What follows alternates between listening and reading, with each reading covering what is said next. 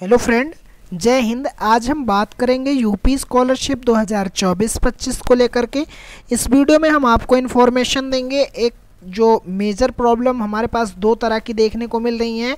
एक है application form forwarded by institute board roll number not validated by board data and other board data, इसका क्या solution है। और एक है enrolment number roll number mark not matched with university uploaded data, इसका क्या मतलब है और ये दोनों प्रॉब्लम कैसे सही होंगी और अब क्या सही होंगी कि नहीं होंगी, और किनका स्टेटस रिजेक्ट होगा किसका नहीं रिजेक्ट होगा, सारा कुछ हम आपको इस वीडियो में डियर स्टूडेंट बताने वाले हैं। जैसा कि पता है आपको, आज जो डेट होने वाली है वो डेट है आपकी आज 17 फरवरी नहीं, आज की डेट है आपकी 18 फरवरी। और जो आपके लिए इन्फॉर्मेशन है वो 18 फरवरी की डेट में आपको प्रोवाइड करा रहे हैं। और इसके लिए क्या करना होगा, जो ऐड कर रखा है मैंने, ये देख पा रहे होंगे ये दोनों प्रॉब्लम कहाँ से सही होंगी और अगर नहीं सही हुई तो क्या होगा, स्कॉलरशिप आएगी कि नहीं आएगी, सही होगी तो कब होगी, सारा इन्फॉर्मेशन मैं आपको इस वीडियो में दूंगा। उससे पहले मैं आपको बताऊं कि अगर आप इस चैनल पर नए हैं तो चैनल को सब्सक्राइब कर दीजिए, वीडियो को लाइक एंड शेयर कर दीजिए, जिससे आने वाली हर एक वीडियो आपको टाइमली मिलती रहे। मैं बताऊं मोस्ट कॉमन प्रॉब्लम जो कि इस बार देखने को यूपी स्कॉलरशिप में मिली है, तो यहाँ पे अगर आप देखेंगे कि ये एक, पहले तो मैं इसको बताऊंगा उसके बाद मैं एप्लीकेशन वाली बताऊंगा। ये जो प्रॉब्लम है, जैसे आपका इस बार एनआईसी के द्वारा स्टेटस जारी किया गया, तुरंत के तुरंत सब में ये रिजेक्ट करके ये प्रॉब्लम शो होने लगी। अब स्टूडेंट परेशान होने लगे हैं कि हमारा में तो सारी की सारी डिटेल सही फिल की है, enrolment number roll number mark तीनों, और फिर भी मेरा फॉर्म जो है वो रिजेक्ट शो कर रहा है और हमारे करंट स्टेटस में ऐसी प्रॉब्लम शो कर रही है और हमारा जो स्टेटस है, हमारे पास करेक्शन करने का ऑप्शन नहीं ओपन हुआ, तो मैं कैसे सही करूँगा और क्या मेरी स्कॉलरशिप आएगी कि नहीं आएगी और अपडेट होगा कि नहीं होगा। डियर स्टूडेंट, पिछले कई वीडियो में मैंने इस चीज़ को लेकर के इन्फॉर्मेशन दी है, बट लगातार दो ही चीज़ से कमेंट आते हैं कि application form forwarded by institute board roll number and another board roll number data not validated, और एक ये problem enrolment number roll number. तो इसके लिए मैं काफ़ी ज़्यादा वीडियो आपको दे चुका हूँ, बट फिर भी एक बार इन्फॉर्मेशन दे रहा हूँ कि ये अगर आपने इन तीनों डिटेल को सही फिल किया है, चाहे वो इनरोलमेंट नंबर हो, चाहे रोल नंबर हो, चाहे मार्क हो, अगर इन तीनों को आपने सही फिल किया है तो जो आपका फॉर्म है वो ऑटोमेटिक क्या हो जाएगा कि आपका फॉर्म ऑटोमेटिक जो है वो वेरीफाई हो जाएगा। इसके लिए परेशान नहीं होना है, ऑटोमेटिक आपका फॉर्म जो है वो वेरीफाई हो जाएगा। लेकिन अगर इनमें से कोई गलती, कोई किसी चीज़ को आपने गलत भी फिल कर रखा है तो क्या आपका फॉर्म रिजेक्ट हो जाएगा। अगर आपने इनरोलमेंट नंबर को भी गलत फिल किया है, मैं कह रहा हूँ अगर आपने इनरोलमेंट नंबर को भी गलत फिल किया है तो भी जो है आपका फॉर्म वेरीफाई हो जाएगा।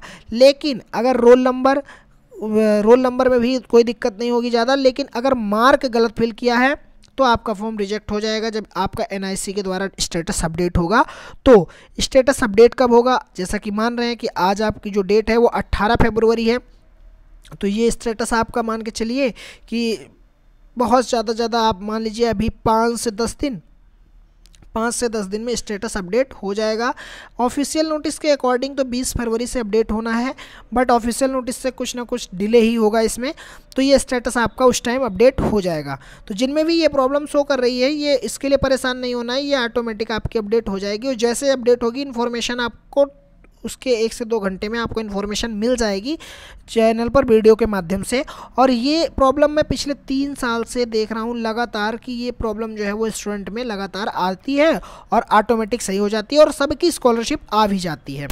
अब मैं बात करूँ एक दूसरी प्रॉब्लम की, जो कि हमें ये प्रॉब्लम शुरू में जब हमारा एनआईसी के द्वारा स्टेटस जारी हुआ उस टाइम ये प्रॉब्लम नहीं दिखने को मिली, क्योंकि जब एनआईसी का स्टेटस जारी हुआ तो वो हमारा स्टेटस लगभग 1 फरवरी को जारी हुआ था, 1 फरवरी को, और 1 फरवरी से ही सब में कुछ ना कुछ गलतियां दिखाने लगी थी।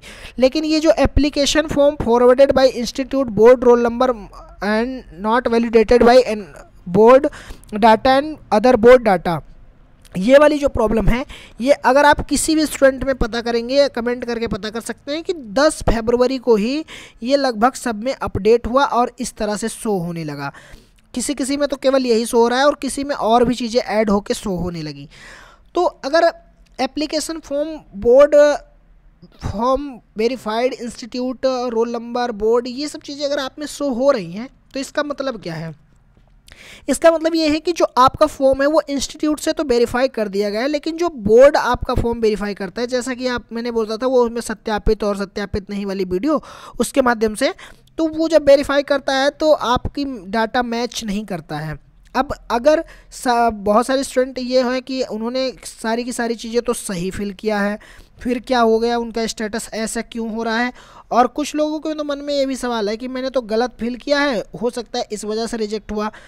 तो जिन्होंने सही फिल किया है, मैं एक बात आपको सही बता रहा हूँ कि जिन्होंने अपने फॉर्म को एकदम सही फिल किया है उनको बिल्कुल परेशान नहीं होना। उनका फॉर्म जो है वो ऑटोमेटिक, जैसे ही स्टेटस इस बार एनआईसी के द्वारा दोबारा से अपडेट होगा, उनका फॉर्म ऑटोमेटिक अपने आप वेरीफाई हो जाएगा। एनआईसी क्या करेगा, एक बार स्टेटस जारी करता है, उसके बाद में जब आप लोग करेक्शन कर लेते हैं उसके बाद में उसको अपडेट करता है। अपडेट करके जब इस बार दोबारा से जारी करेगा तो इन जिन्होंने अपने फॉर्म को सही फिल कर रखा है उनके जो फॉर्म है वो वेरीफाई हो जाएंगे। लेकिन अब क्वेश्चन आता है कि जिनके फॉर्म में बोर्ड का रोल नंबर गलत है या बोर्ड गलत है, तो क्या उनके फॉर्म वेरीफाई होंगे कि नहीं होंगे?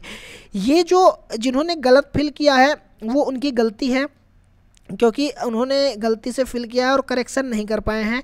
तो उनके भी फॉर्म जो हैं, अगर बोर्ड के रोल नंबर एक तो अंक थोड़ा ऊपर नीचे भी हो गया तो भी कोई दिक्कत नहीं, बट आपका बोर्ड सही सेलेक्ट होना चाहिए। अगर यूपी बोर्ड से है तो यूपी बोर्ड, अगर आईसीएससी से तो आईसीएससी, जो भी मतलब आपका सही सेलेक्ट होना चाहिए। रोल नंबर एक आधा अंक आगे पीछे हो जाएगा तो भी कोई दिक्कत नहीं होगी, क्योंकि जो आपका पैसा आता है वो पिछली बार मैंने देखा कई सारे स्टूडेंट ऐसे भी थे कि जिनके में स्टेटस जो है वो रिजेक्ट शो कर रहे थे, लेकिन क्या हुआ कि उनकी जो स्कॉलरशिप है वो आई थी बहुत सारे स्टूडेंट की, क्योंकि स्कॉलरशिप आपकी आधार के थ्रू आती है।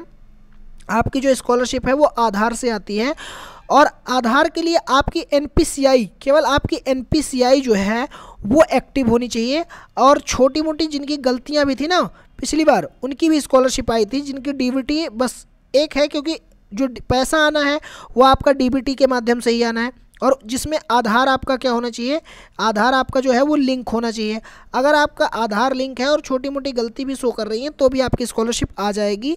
इसके लिए आपको परेशान नहीं होना है। और ये जितने भी स्टेटस हैं जिनमें ये दोनों जो application form forwarded by institute वाले हैं और ये इनरोलमेंट नंबर वाले, ये 80% स्टूडेंट में देखने को मिल रहे हैं कि जो post matric other than intermediate यानी जो 12th प्लस वाले स्टूडेंट हैं उनमें सब में ये 80% स्टूडेंट में ऐसी प्रॉब्लम देखने को मिल रही है। और ये प्रॉब्लम अपने आप सही भी हो जाएगी, इसके लिए परेशान भी नहीं होना है।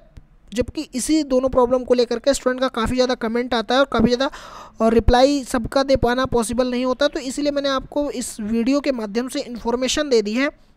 और अगर आपके फॉर्म में response pending by PFMS show हो रहा है तो आपको अपना जा कर के एनपीसीआई और पीएफएमएस पे जा कर के एक बार चेक कर लेना है कि आपका एक्टिव दिखा रहा है कि नहीं। ये दोनों आपको चेक कर लेना है। अगर रिस्पांस पेंडिंग बाय पीएफएमएस दिखा रहा है तो आपका आधार एक्टिव होना चाहिए, और बैंक जो है वो बैंक की डिटेल सही होनी चाहिए। स्कॉलरशिप आ जाएगी छोटी मोटी गलती होने के बाद भी, क्योंकि पिछली बार भी कई ज़्यादा स्टूडेंट ऐसे थे कि जिनमें फॉर्म जिनके रिजेक्ट शो कर रहे थे फिर भी उनकी स्कॉलरशिप आ गई थी, क्योंकि उनका जो एनपीसीआई है वो एक्टिव था। हो सकता है कि एक आध दो स्टूडेंट पिछली बार के हमारे साथ जुड़े हों, तो वो कमेंट करके अगर बताएंगे तो काफ़ी ज़्यादा आपके लिए पॉजिटिव भी रहेगा सोचने के लिए।